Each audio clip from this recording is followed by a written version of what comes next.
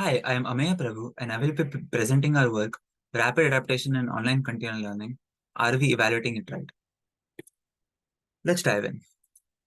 First, I briefly describe online continual learning. We have a stream which is presenting us samples. We first evaluate, that is, we get a set of samples, we generate predictions, the stream reveals true labels, and we compute our accuracy, our online accuracy. And then we train using these labeled samples. And then this process repeats again. Our work tackles this setting where this stream has label correlations, and we see that this is very common. We study two large datasets and find out whether label correlations exist. These simulate different servers where data is arriving naturally. Let's look at these samples. We see that these samples are highly correlated.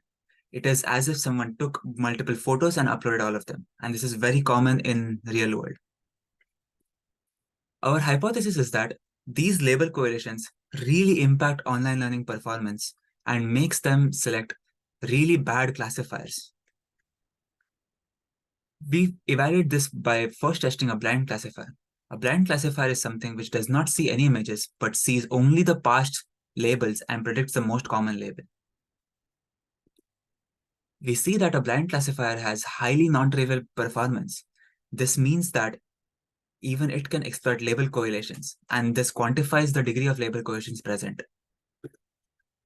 Can we abuse these label correlations? That is, can we have a very bad method perform really well on online learning or on online accuracy metric? We show that just by using FIFO sampling to overfit on the latest batch and using linear layer only training to prevent representation collapse is sufficient to get us really high performance. We see that our performance is way higher than state-of-the-art methods. This means that by just designing a method which overfits, we perform really well on online accuracy, and hence this metric incentivizes bad algorithms. And this is really bad. We evaluate whether the performance is due to sampling or just fine-tuning the linear layer. And we find that it is due to sampling. If we remove the FIFO sampling, then the performance drops significantly, which means that the performance gain was due to overfitting on the latest batch. What are the possible solutions? Can we change the dataset to remove correlations? The dataset is merely reflective of what we encounter in real life. We cannot change the datasets. What instead we can do is we can change how we evaluate rapid adaptation. Instead of evaluating in the very next batch, we propose that we evaluate in the future batch which is free from these correlations.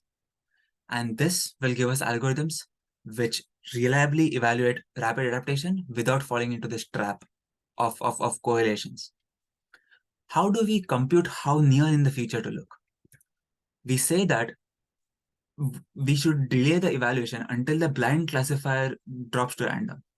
So we just see the time delay required for the blind classifier to go from 0 to random, and we delay it by this amount. This is the minimal delay that we can use. And we evaluate on these metrics. Which methods perform well? We see that in fast stream, the ACM method, which only trains KNN, performs really well across datasets. And in slow stream, where we have more compute, offline training methods such as ER, ACE perform the best. Notice that these methods are offline. These do not do online learning. They don't encounter the latest samples. They just train on past samples. This is very surprising. And we see that now information retention and rapid adaptation are correlated, which was inversely before. This is due to fixing the metric. So in essence, information retention and adaptation are more linked than we thought.